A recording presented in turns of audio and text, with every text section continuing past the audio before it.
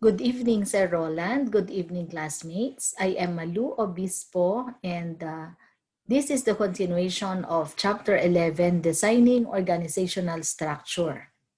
I was given the assignment of describing the traditional organizational design options for learning objective number 4 and discussing the organizing for flexibility in the 21st century as learning objective number 5.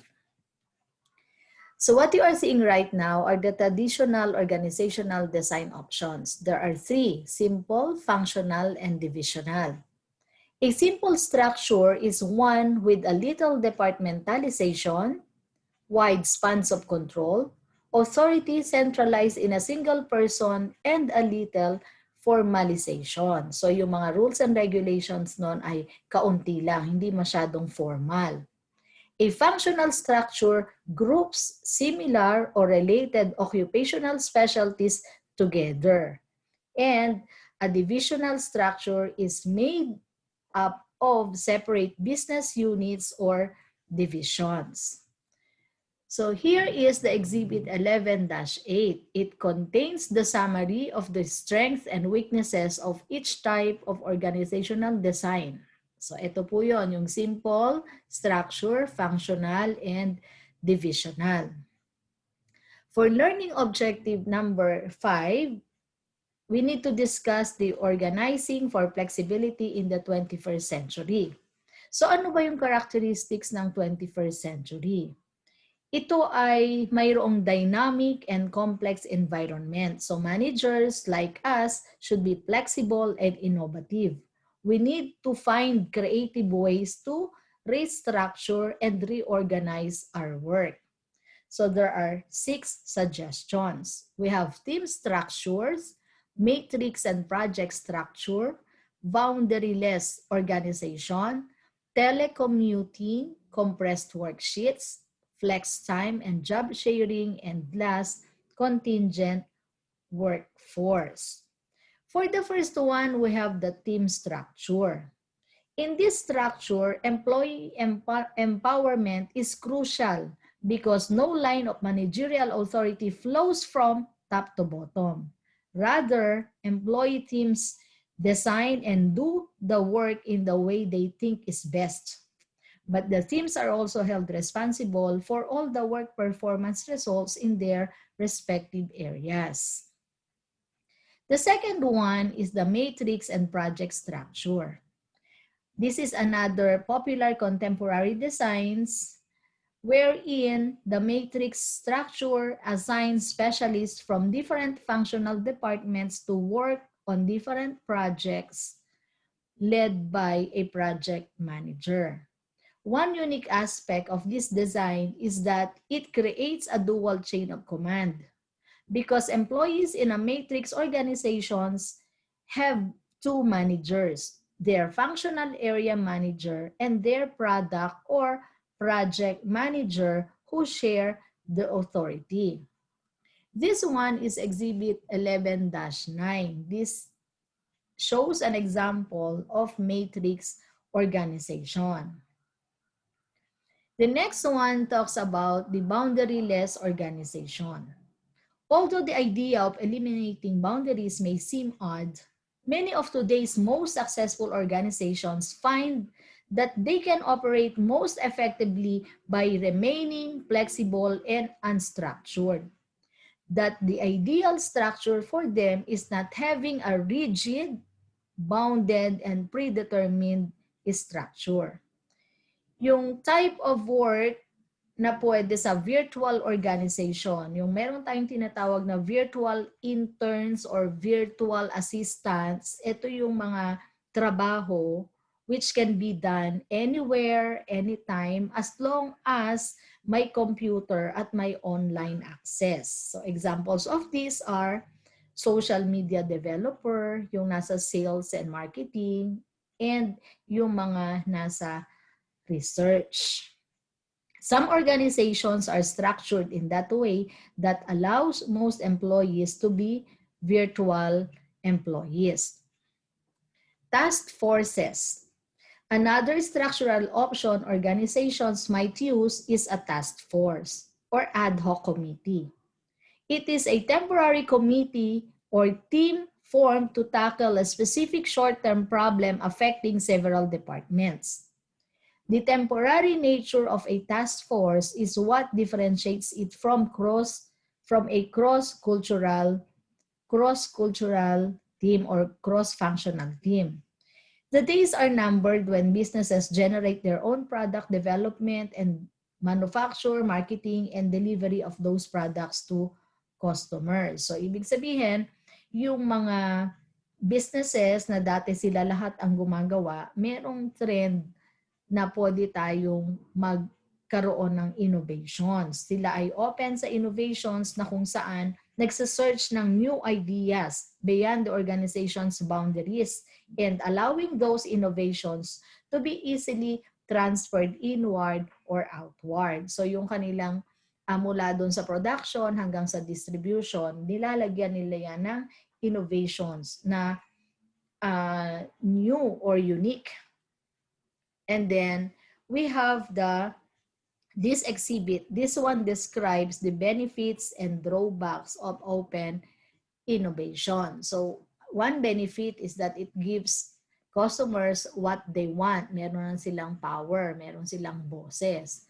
Pero yung drawbacks naman, merong high demands of managing the process. So yan po ang tinatawag nating drawbacks and benefits.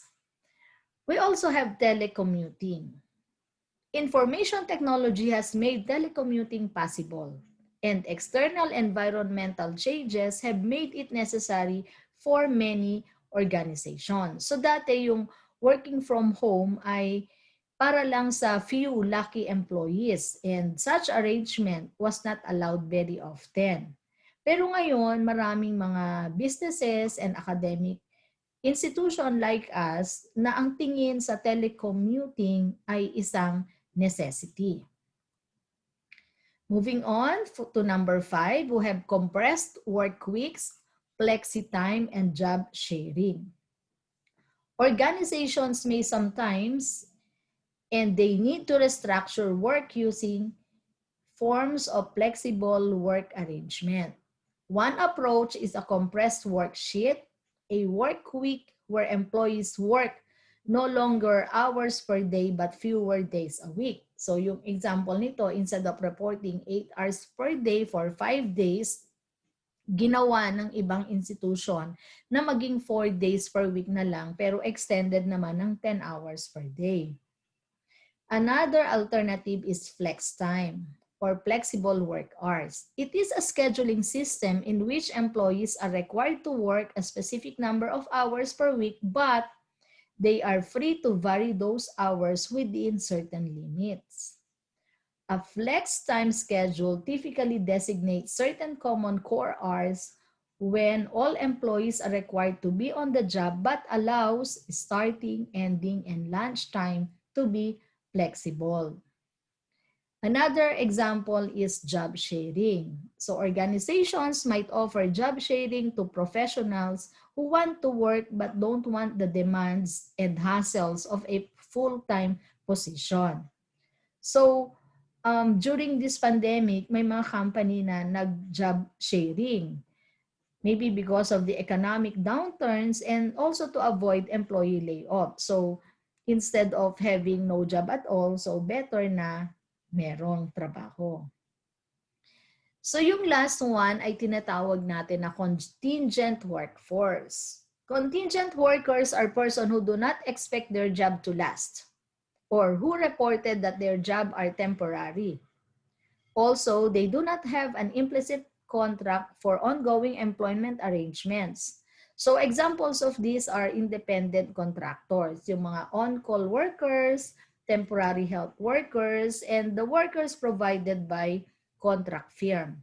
So example, pag merong big event sa food and beverage department, pwedeng mag-hire ng mga contingent workforce. Yung mga workers para lang sa specific event or function na yon. So pagtapos na yung function, they are no longer connected.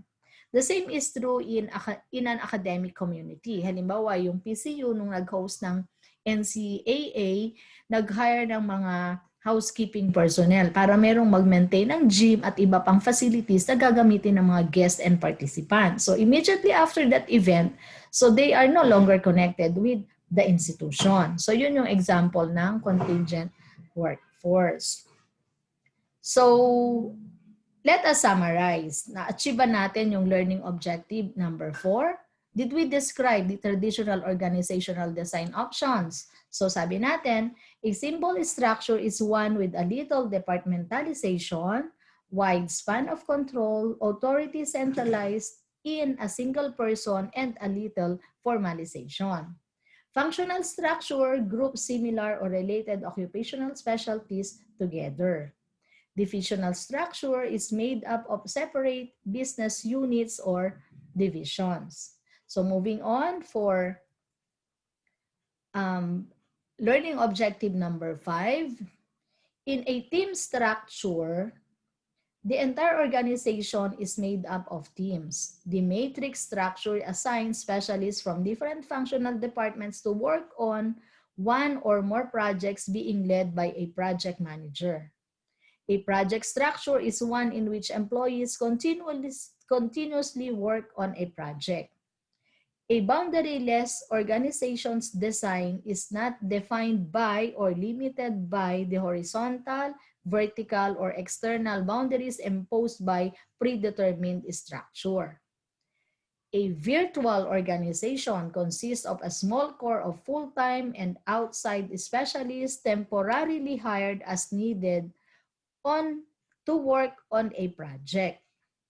Another structural option is a task force, which is a temporary committee or team formed to tackle a specific short-term problem affecting several departments.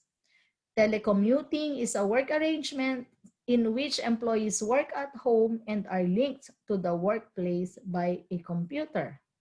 A compressed work week is one in which employees work longer hours per day but fewer days per week.